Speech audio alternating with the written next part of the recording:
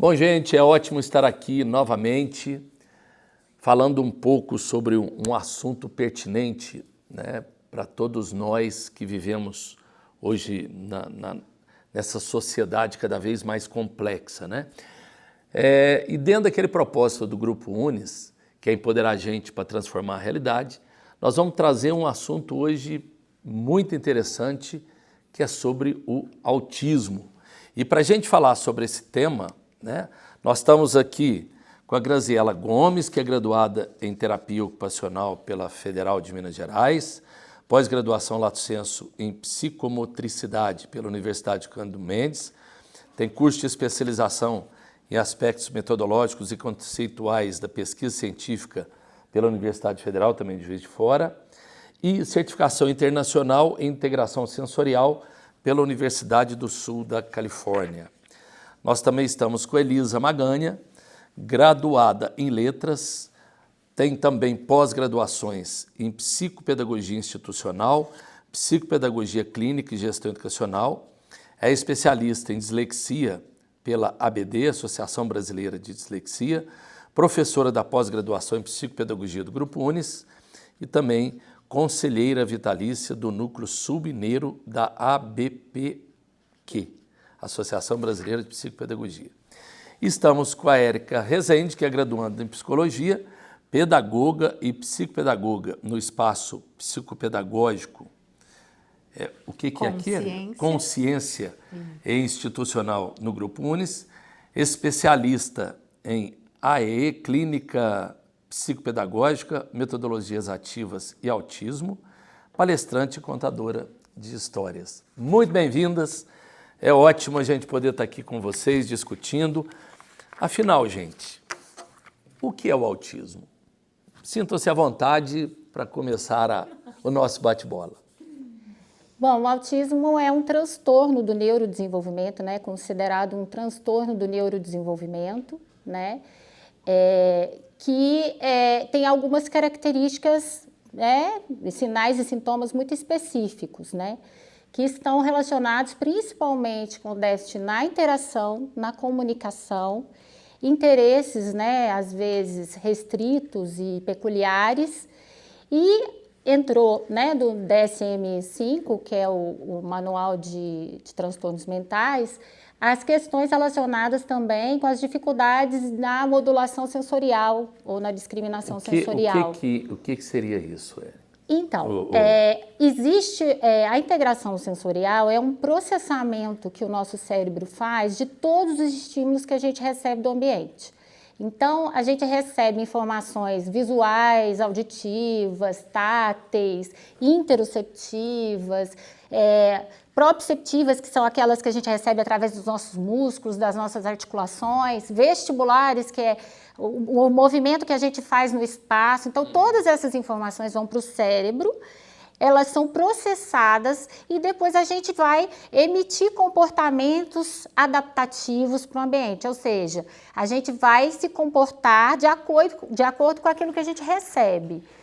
É importante a gente lembrar, eu gosto muito de pontuar uma coisa, né? Quando se fala assim em autismo, né? Hoje, né, tá a nova nomenclatura, TEA, né? Transtorno de espectro autista, que não é uma doença.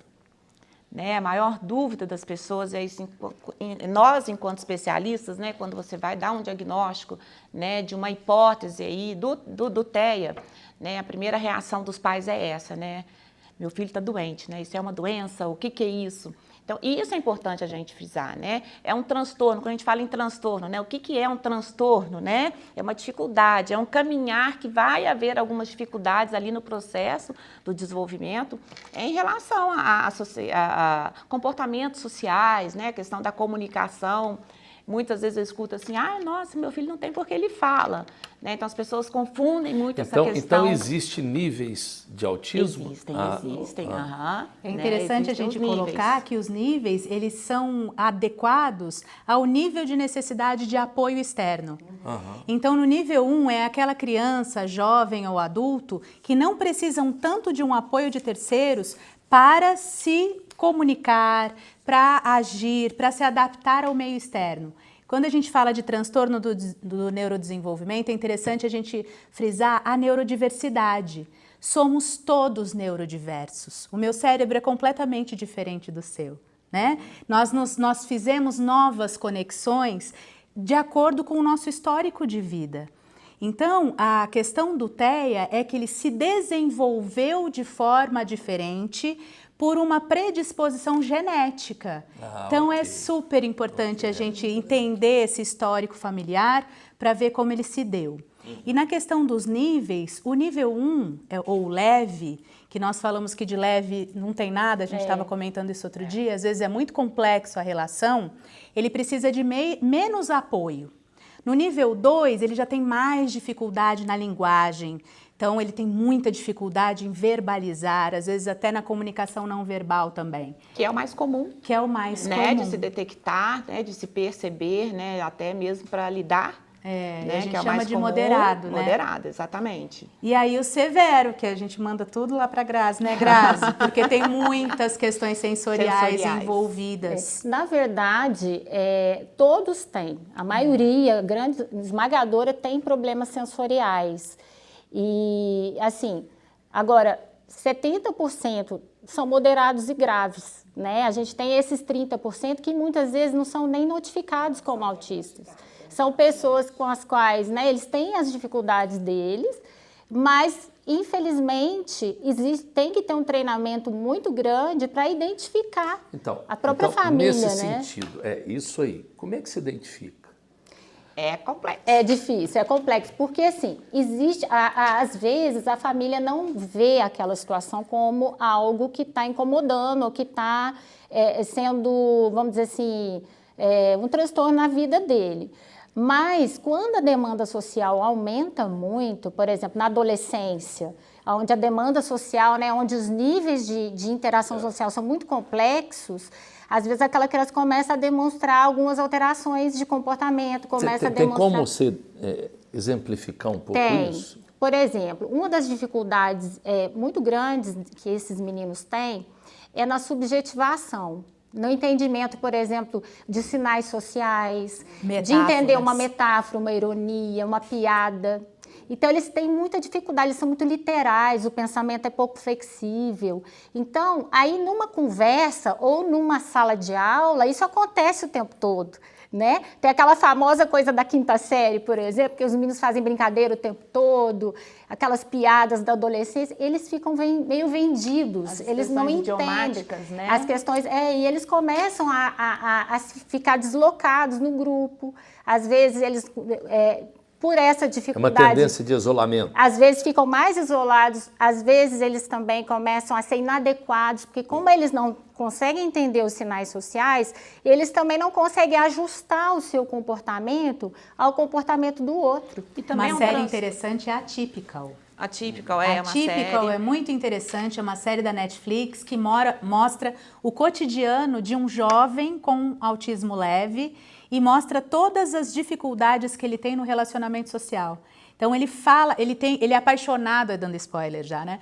Ele é apaixonado pela terapeuta e muitas vezes ela ensina através disso como chegar numa garota, como se relacionar.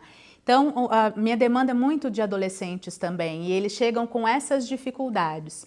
Em tempo de isolamento social e pandemia, eles estão um pouco mais confortáveis, estão na zona de conforto, e isso não é necessariamente bom, porque nós tiramos deles a possibilidade de treino social, que é muito importante para o desenvolvimento. O que mais me chama atenção, assim, em questão de descobrir, né, como que se chega no diagnóstico, é iniciar, por quê? Porque a criança até os 2 anos, né, ela se desenvolve, ela anda, ela fala, né, a partir dali, quando ela vai começar esse segundo grupo social, que no caso é a escola, começam a ser pontuados, né? Então, quando a gente trabalha com orientação com professores, né, a gente procura buscar bastante, fala assim, olha, a gente não tem que olhar o desenvolvimento, o que essa criança já faz, a gente tem que buscar aquilo que ela não faz.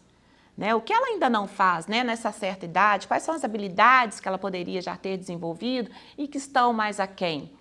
É isso que as famílias precisam buscar. A gente fala muito, né, com os pediatras, ter esse cuidado, porque às vezes chega para a gente já assim com 10, né, anos, com 9 anos, que é essa fase da da adolescência, da pré-adolescência, aonde vão se perceber. E até lá, os prejuízos já foram muito grandes. Então, mas de repente, assim, que aqui a gente está colocando, né, aqui em famílias, nós estamos discutindo e por isso até aprofundar um pouquinho nisso, né, para que a família possa identificar. Será que às vezes uma família também não identifica assim, ó, está depressivo, está com depressão e confundir um pouco as coisas como depressão? Isso na adolescência é mais comum, né? Porque às vezes pode vir como uma comorbidade em função dessas dificuldades, né? Mas, por exemplo, como a gente estava falando, né, nessa identificação precoce, aconteceu uma coisa, um fenômeno muito engraçado agora. Como as famílias não estavam com as crianças na escola e elas estavam em casa com essas crianças, elas começaram a observar mais esses meninos e a identificar mais as dificuldades deles. Deu um boom aí, né? Deu um boom. Então, assim, nossa, o consultório bombou. Foi um monte de gente com criança pequenininha. Já o pai preocupado, também porque a informação hoje está muito maior, né? Mesmo, às vezes, informação inadequada e tal, mas os pais já estão mais atentos. Então, meu filho não fala. Nossa, já era para ele falar umas 3 palavrinhas, ele não está falando. Né? Ele está com 1 ano e meio, ele não fala nada. Ou às vezes ele não me olha quando eu chamo por ele. Ele não me olha. Ou ele não faz contato visual comigo. O que está acontecendo? Então, assim, os pais agora ficaram atentos. E o que acontecia muito é que nesse período de 1 ano, e tem acontecido, é os pais darem telas para as crianças, elas ficarem quietinhas e, né, como babá, e aí não perceber que as crianças estavam tendo falhas no desenvolvimento. Aí depois manda para a escola vai perceber. Então agora as famílias estão percebendo. E aí a gente tem trabalhado muito com a intervenção precoce, porque o que nós percebemos, a partir de 1 ano e meio, as crianças precisam dessa estimulação. Até os 6 anos de idade, o cérebro delas é uma esponja, né? Nós temos aí uma neuroplasticidade aumentada, janelas de oportunidades que precisam ser aproveitadas devidamente. Sem a escola, eles estão com pouca estimulação. Então, tem o atraso na fala, né, na linguagem funcional. Então, às vezes, eles ficam repetindo o diálogo do desenho. Isso, para nós, é ecolalia, né? Mas, nesse contexto social, pode ser só a única estimulação que a criança tem. Então, é tanto um perigo a gente diagnosticar isso fora do contexto histórico, mas também é um perigo a gente não diagnosticar e não começar a intervir, por isso a gente prefere a intervenção precoce, para que eles sejam estimulados para desenvolver essa linguagem comunicativa e funcional, para que eles parem de repetir só o diálogo do desenho. Para perceber esse comportamento. Exatamente. Quando o professor fala da questão da depressão, né, é muito difícil a gente perceber, né, confundir o autismo com a depressão. É mais difícil descobrir a depressão no autista, né? Isso é mais difícil, certo? Então, assim, eu tô com atendimento com uma família, uma intervenção, onde a mãe falou assim, eu vou tirar o celular dele e tal. Mesmo, né, tendo TEA, assim, a forma como ele mudou, a forma como ele está interagindo em casa, a forma como ele se acalmou, como ele está se comunicando, melhorou muito. Agora imagina isso, né? Nessa tendência de tela. Isso para o autista é a melhor coisa do mundo. É porque ele hiperfoca, né? A gente já informa, a gente já orienta os pais em relação a isso. Agora a criança autista, né? A tela para ela é assim, é um alívio, né? É aqui, eu fico aqui, eu me comunico aqui. Eu não preciso comunicar, eu não preciso estar. E quando essa família tira, você percebe assim que... A diferença é imensa. A diferença. Por quê, gente? O autista, ainda estava vendo uma entrevista dos pais, né? 2 filhos autistas, tá? O mais velho, veio um casal de gêmeos, 2 meninas, e o mais novo, autista também. Né? Como identificar? Eles são totalmente diferentes. Qual o melhor tratamento? Você tem que perceber seu filho, né? Ele que vai dar a demanda da melhor terapia, né? Do melhor, como ele é. Então, os pais não precisam ficar muito preocupados com assim, qual é a melhor terapeuta, qual é o melhor. O melhor é a forma como você compreender como o seu filho reage. Quais são as necessidades que ele tem? Dessa questão da neurodiversidade é nesse sentido. Porque o que eles têm de característica é a maior característica humana, é a diversidade. Não se trata 2 autistas da mesma forma, não se trata 2 disléxicos da mesma forma. Então, a singularidade do tratamento tem super a ver. Como eles são hiperfocados, um menino chega para mim com dificuldade de alfabetização e ele ama dinossauros, eu vou utilizar dinossauros em todas as estratégias psicopedagógicas. Desde as motoras, as de linguagem, as de leitura, as de escrita, as de classificação, as de seriação. Se ele gosta de pinguim, porque eles têm desejos, né, interesses muito restritos, né, eu vou utilizar o pinguim. No atípico era o pinguim, né? Então é interessante a gente observar que essas questões, elas vão direcionar o tratamento terapêutico e também o tratamento familiar. Uma coisa nesse sentido, eu acho que é importante a gente discutir, né? Hoje nós estamos numa sociedade muito conectada, nós estamos numa sociedade com muita informação, como foi dito aqui, né? Agora vamos colocar um pouco para trás, digamos assim. Não se discutia tanto, não se tinha uma informação desta forma. Por exemplo, todos nós, ou muitos de nós, podemos ter um certo tipo de autismo sem saber, ou não? Na verdade, o que acontece? O diagnóstico ele foi ampliado. Então, hoje, houveram mais estudos e aí a gente teve um diagnóstico um pouco mais evoluído nesse sentido, né? De ele ser ampliado para um transtorno do espectro. O que seria o espectro? Eu gosto muito de explicar para os pais que o espectro é como se você vai lá na loja de pintura e aí você pega aquela régua de cores. Uma cartela de cores assim imensa. E além, por exemplo, você pega um tom de rosa que tem vários outros tons, subtons ali. Então, o espectro autista é isso. Ele é uma imensidão de características com subcaracterísticas. Então, assim, ele vai desde o leve até o grave, né? E cada um com a sua característica. Então, o que acontece? Muitas pessoas no passado passaram realmente despercebidas e ainda passam, né? E como não havia esse diagnóstico assim, mais apurado, realmente passava por outras questões, davam-se outros diagnósticos, né? Mas não que as pessoas, no geral, tenham essas características, tá? Porque isso é importante a gente colocar, né, gente? Porque este tema, cada vez mais, ele é debatido com mais tranquilidade, mas até um tempo atrás não era fácil o processo de discussão. Mas ainda é difícil, porque assim, a gente vê às vezes diversidade entre os profissionais, divisão. Nós aqui, tem uma diferença. Para chegar no diagnóstico, professora, a gente passa, né? Os pais passam aí por uma equipe, né? Não existe um exame de imagem que você faz assim, aqui, ó, ele é. Né? Existe uma avaliação clínica. Então, essa criança ela vai passar, né, pelo neuropsicólogo, onde vai fazer ali a avaliação do processamento, né, de como funciona esse cérebro, passa pelo psicopedagogo, né, que vai avaliar a parte cognitiva, né, quais são as habilidades que ele já conseguiu, passa pela TO, principalmente pelas questões. Pelas questões sensoriais, né? E vamos chegar lá, né, no neuropediatra, no psiquiatra, é ele que vai avaliar, existe essa reunião, essa comunicação, e aí sim se chegar nesse diagnóstico. Então, não é fácil para a família. E mais difícil ainda é você passar essa hipótese para os pais. Porque primeiro existe, né, o choro, o medo, né? A negação. E dali para frente, a raiva, né? Essa mulher é louca. Então, assim, e depois a busca.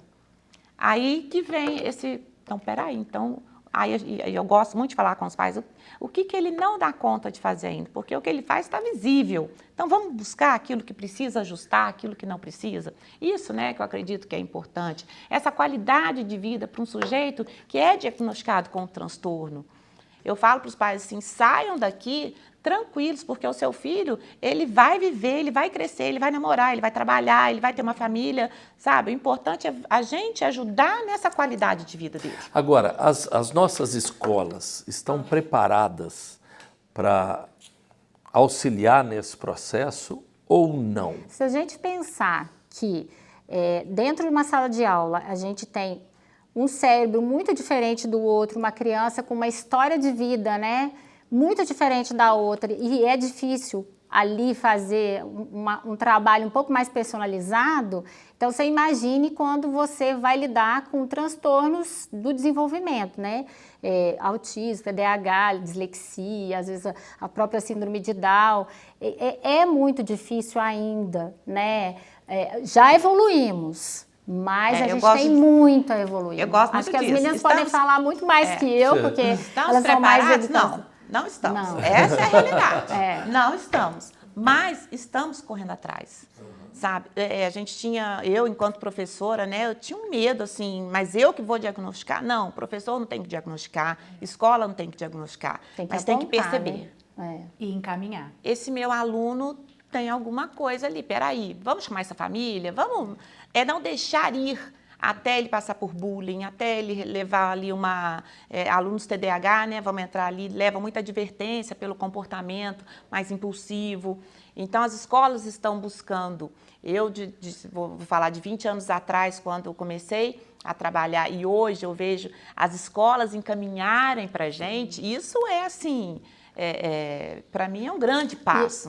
Tem escola que tem já uma pessoa especializada dentro da escola para poder orientar todas as ações relacionadas aos meninos que precisam de algum apoio. Então, assim, houve essa demanda, né? Através do social, né? As crianças têm direito à educação, elas chegam na escola e aí a escola falou, não, tem que fazer alguma coisa, porque... né, nós temos que receber essas crianças, né? Então, é muito importante essa inclusão, porque fez com que a educação tivesse que se reinventar mesmo, né? Tivesse que mudar a sua forma de lidar. Isso daí, gente, todos nós aqui, né, somos professores, é muito importante que a gente tenha esse olhar e tanto a instituição escola, como o profissional. Como foi dito aqui, não precisa... diagnosticar, nem fomos preparados para isso, né? Mas ao mesmo tempo aquele olhar um pouco mais crítico e trocar ideias, trazer essa discussão, porque muitas vezes isso acaba não sendo feito como se o professor achasse que isso não é com ele, né? Ou que a escola não é com ele. Não, é assim, todo contato humano, o ser gente, o estar ali, o convívio, né? Esse olhar um pouco mais apurado, nós temos que ter sem preconceitos, ou seja, levando, como foi dito aqui, eu acho que isso é muito importante para todo mundo que está ouvindo, né? Encarar um problema de frente. Sim, andar na luz, né? Andar na luz, porque quando você sabe com o que você está lidando, você consegue criar estratégias, porque o que essas pessoas precisam muitas vezes para se adequar, né, socialmente ou na escola e tudo são estratégias. São ajustes, porque né? Ajustes que ele não consegue fazer sozinho. São simples. E às vezes são simples. Então, por exemplo, eu estava vendo um vídeo de uma menina que, aliás, as meninas... A gente tem muita dificuldade de diagnosticar as meninas, né? Depois a gente pode falar. Subnotificadas. Depois nós vamos falar sobre isso. Só acho até que vocês poderiam retomar isso. As mulheres autistas são subnotificadas, assim, porque, né, a gente vai falar dessas características, mas essa menina estava contando que ela muito inteligente, assim, ela é grau 1, né, um nível de grau 1, com uma inteligência acima um pouco da média, mas com dificuldades sociais e dificuldade na linguagem, importantes. Ela trabalha numa startup e aí ela tem muita dificuldade de compreender a linguagem que todo tempo muda ali naquela startup, sabe? Aquelas linguagens muito... características que vão mudando o tempo todo, né? Aquelas gírias, aquelas coisas. E a coordenadora dela de equipe já sabe que ela tem o quadro, né? Então ela fala assim, olha, o que você não entender, depois a gente vai ali, eu vou te explicar tudo. O que significa cada termo, o que eles quiseram. Então, assim, se você anda na luz, se você tem alguém que sabe, que te compreende, e ela é uma ótima profissional. Então, quer dizer, ela não tem dificuldade cognitiva, ela tem uma dificuldade na linguagem ali. compreensão né, das linguagens, vamos dizer assim, mais subjetivas, né? E no caso da escola, a gente pode trabalhar isso com essa equipe de apoio, porque aí sabendo quais são as características, né, o diagnóstico e também quais estratégias utilizar, a gente consegue instrumentalizar o professor que está perdido ali com 30 crianças muito diversas e precisam flexibilizar atividades para aquela criança específica, porque ele até pode ter tido outros alunos com autismo antes, mas como eles são diversos, as mesmas atividades talvez não funcionem. Né? E outra coisa que tem que pontuar, né? A escola ela quer ser inclusiva, mas ela tem que ser inclusiva desde a pessoa que recebe a criança ali no portão até o diretor, os não sei quem, sabe? Todos têm que conhecer esse sujeito, todos. Não adianta ter só um especialista que vai saber lidar com ele, sabe? Ali o pessoal da cantina, o pessoal da secretaria, sabe? Tem que ter essa comunicação, olha, esse aluno tem isso, essa comunicação entre todos dentro da escola, ela é muito importante. Eu falo nisso, né? A gente tem uma escola em São Paulo que não é especialista, mas ela recebe os disléxicos ali. Então, todo mundo ali sabe como eles funcionam, como que é. Isso é a escola toda, é a família toda, sabe? É a sociedade toda, gente. A sociedade tem que buscar informação. É muito triste quando você escuta falando assim, né? Não, aqui em casa é ótimo relacionar com meu irmão, mas eu tenho vergonha quando eu saio com ele. O difícil é sair com ele de casa, porque as pessoas, a sociedade não entende. As pessoas do restaurante não entendem quando, né, tem a questão sensorial do som, né, da música alta. Então, eu acredito nisso, sabe, professora? Que a gente não é um profissional, não é o pai, não é a mãe, somos todos nós. Isso é muito importante, muito importante a sua colocação, né? Porque amadurecimento de sociedade. E as pessoas começam a ter atitudes capacitistas com essas pessoas. Por exemplo, as pessoas com sintomas leves, geralmente falam assim, às vezes elas, né, tomam coragem de falar, não, eu sou autista. Mas você não tem cara, não? Como se tivesse cara, Mas entendeu? você é tão inteligente. Mas você é tão inteligente. Até trabalha. Nossa, você é casado, você tem filhos. Não impede, a pessoa pode ter uma vida como a de qualquer outra. Ela tem algumas peculiaridades que precisam ser entendidas, compreendidas, mas as pessoas no impulso, né, sem saber, às vezes, né, sem ler, sem uma leitura, sem um entendimento, tem uma atitude dessa e muitas das vezes ofendem, né? Então, assim, eu falo, a gente tem que ter humildade, né? Como que você quer que eu fale com você, como é que, né? Se eu estou diante de uma pessoa trans, como é que você quer que eu te chame? Não custa nada, é humildade. Diante do diferente, a gente às vezes não sabe lidar, a gente tem que perguntar, a gente tem que procurar saber, se informar, porque muitas vezes a gente está ofendendo demais aquela família ou aquela pessoa, né? Muitos têm sensibilidade ao toque. Então isso na escola dá muito problema, né? Quando nós tínhamos presencial. Dá um abraço no coleguinha, dá um beijo no coleguinha. E ele tem essa dificuldade sensorial. Às vezes até a blusinha, o toque suave da blusa neles, eles têm que colocar uma malha por baixo. Então, de repente, o tom de voz que você utiliza no atendimento com a criança, se ele é sensorialmente, auditivamente sensorial, muito responsivo, ele fica o tempo todo com a mão no ouvido. Então, às vezes, lá na clínica mesmo, eu estou atendendo um e a outra companheira está atendendo o outro, e o menininho grita, e ele já assusta. Então, a gente já vai lá para ajudá-lo a pedir para o amiguinho, olha, eu assustei. Né? Aí os dois se comunicam, né? Eu assustei, não grita de novo, porque aí a gente já trabalha esse treino social e trabalha o limite no outro da forma mais respeitosa possível. Fantástico. A psicopedagogia traz muito isso, né? Esse olhar sem julgar. Sim. Né? Aquela família que chega para você fala assim, não, mas esse pai, essa mãe, pelo amor de Deus, vou ter que mandar para uma terapia, porque problemas são eles. Então, a psicopedagogia, Stephanie, eu falo que é uma filosofia de vida, né? Ela muda a gente com esse olhar, sabe? Com esse cuidado em relação ao outro. O outro chega pra gente igual essa folha. Deixa eu ouvir o que traz. Agora, tem uma questão que vocês levantaram um pouco antes aqui sobre a questão das meninas. Eu acho que... a gente tem que, né, assim, na literatura, que existem mais meninos, né, autistas que meninas, numa prevalência aí de 4:1. 4 meninos para uma menina autista. Mas a gente sabe que isso é subnotificado. Por quê?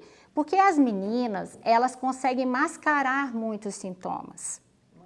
Elas conseguem, porque elas têm características, por exemplo, o que é esperado de uma menina? Aí a gente vem toda uma questão cultural, né? O que é esperado? Que a menina seja, às vezes, mais quieta, que a menina, né, muitas vezes não fale tanto. Quando chega e fala assim, ela é muito tímida, eu já arrepia. Então, às vezes é esperado também, a menina tem mais facilidade na linguagem. Mesmo as meninas no espectro, elas tendem a, por exemplo, eu vi uma outra menina, porque eu sigo muito autista adulto, por quê? Porque eles falam muito de como eles vivem, e isso nos dá muita luz em como tratar as crianças. Então, essa moça, ela tava falando que ela tem um tipo de ecolalia, ela é enfermeira. O que é? A ecolalia. Ecolalia é quando você tem uma repetição, pensa em eco. Você tem uma repetição de fala. Sim. E ela tem um tipo de ecolalia, ela fala super bem, é articulada e tal, mas ela tem um tipo de ecolalia que é assim, fica reverberando na cabeça dela uma palavra.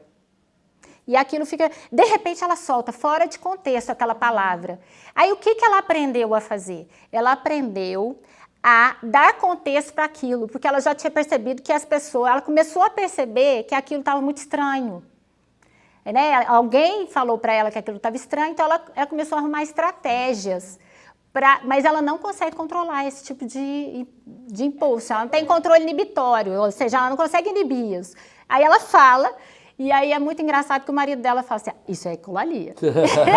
Então, assim, as meninas, elas tendem a disfarçar, eles usam um termo chamado mask, eles usam máscaras para poder tentar mimetizar, né, mascarar alguns sintomas. E as meninas é muito mais comum isso. É igual quando a sobrecarga vem a depressão. Quando você perguntou sobre a depressão, esse tipo de comportamento é raiz da depressão na adolescência e na vida adulta. Porque elas não conseguem se sentir aceitas pelos que elas são. Então, elas passam uma vida mascarando e desenvolvendo estratégias muito angustiantes, de muito desgaste, tanto mental quanto emocional, e aí sim elas desenvolvem a depressão como comorbidade, que é uma coisa que vem junto, né? E olha como é fácil mascarar, né? Você pega uma menina aí de 12 anos, um menino de 12 anos, né? Esse menino já tá ali, vão sair, né? A família já começa, ele já sai, ele já dá uns beijinhos, não sei o quê, não para em casa e tal. Se a menina com 12 anos não faz isso, é cultural, é normal. Espera-se que não faça mesmo. Espera-se que não faça mesmo. Então, você começa a mascarar essas questões. Ela mesma mascara. Né? Muitas adolescentes autistas estão adorando essa pandemia. Né? Ela liga lá a tela, assiste a aula na dela, não precisa se comunicar, ela não precisa se expor. E muitas estão faz isso muito bem. Ampliar o repertório de comunicação no chat. E outra coisa, né? Vai bem, porque né? O autista é superdotado, não, gente, calma, o autista, né, ele tem um QI mais elevado. Então, pensa bem, essa menina, ela vai bem nos conteúdos, né? Ela tá numa boa, ela não é de sair, isso não é dela. A filha perfeita para a família tradicional. E é bom a gente ter atenção com isso, né? Porque realmente uma questão cultural, às vezes, nos inibe de ter um olhar mais crítico em relação a determinadas coisas, né? Gente, nós ficaríamos aqui um tempo todo, mas já está na hora de a gente encerrar. Voou, né? É muito complexo, né? Mas antes da gente terminar, eu queria que cada um de vocês, pode seguir a ordem até que nós iniciamos, desse um recado final, aquilo que você acha que é importante para aquela pessoa que está nos ouvindo, falar de tudo que nós discutimos, fica isso daqui. Por favor. É muita coisa, mas assim, dentro da minha experiência, o que é mais importante é que os pais tenham um olhar muito observador sobre seus filhos. Porque mesmo que não seja um diagnóstico, mas qualquer atraso, dificuldade, mesmo que não seja, ou mesmo que a gente não precise nomear isso como um transtorno do espectro autista, mas que possa ser feita uma intervenção o mais precoce possível. Porque com a estimulação, com o tratamento, nossa, os meninos melhoram muito. Quando você faz um plano terapêutico adequado para aquela criança, ele desenvolve muito. Existem até, assim, fala-se muito em remissão, em que o menino deixa de ser autista, na verdade não deixa, mas tem meninos que ficam com sintomas muito leves, muito leves. Então, assim, quanto mais precoce, melhor o acompanhamento, né, para ele ter qualidade de vida, né, e informação. Acho que todo mundo tem que se informar o máximo possível, né, e com informação de qualidade. Procurar realmente informação de qualidade, com evidência científica, para poder realmente agir de forma mais correta, né. Aí eu diria assim, busquem ajuda. Quando a gente percebe na família, né, que tem algo ali, cara, uma interrogaçãozinha, né? Os profissionais estão aí para isso. Busquem ajuda, não tenham vergonha, não tenham medo, sabe? Como a Grazi falou, esse sujeito, né, que possa ter esse transtorno, ele precisa se conhecer. Então, ele precisa saber o que ele tem para ele se conhecer, como ele funciona. Então, pais, escolas, principalmente pais, né? Busquem ajuda, não fiquem esperando, escondendo, tendo medo de reação de sociedade. Busquem ajuda, eu acredito nisso. Perfeito. E aí a gente fecha com o conceito de inclusão, né? O conceito de inclusão, na verdade, é dar uma educação e uma formação de qualidade para todas as pessoas indistintamente. Então, com autismo, sem autismo, com dislexia, sem dislexia, somos todos únicos. E é essa característica essencialmente única que merece ser escutada, porque é ali onde está guardado a genialidade. Elon Musk foi perguntado se ele era autista. E ele falou, sou. E também sou o cara mais rico do mundo e vou levar vocês para Marte. Então, aonde mora a nossa genialidade? Na nossa unicidade, na nossa essência. E a gente só consegue enxergar a essência do ser humano quando ele é escutado, olhado profundamente. E essas famílias, quando a Elisa coloca da questão do medo, elas precisam de acolhimento, porque elas costumam lidar com julgamento. E na sociedade o que tem de mais grave é a questão do julgamento. Se somos todos únicos, somos todos diferentes. E isso é a nossa maravilha. Gente, que aula, hein? Nossa, aprendi muito. Obrigado, obrigado. Foi quando a gente entra em alguns assuntos, né? E quando a gente sente a paixão nos profissionais que falam sobre esse assunto, a gente fica assim, ó, naquela coisa boa, aquela sensação boa. Obrigado. A gente que agradece. E a vocês aí que estão nos acompanhando, fica aí a dica, né? Somos seres, como foi dito aqui, únicos. Somos muito especiais. E por isso mesmo precisamos redescobrir, descobrir e estar atento ao outro sempre, né? Então eu quero agradecer a você por esse tempo e na próxima semana a gente se vê de novo. Valeu!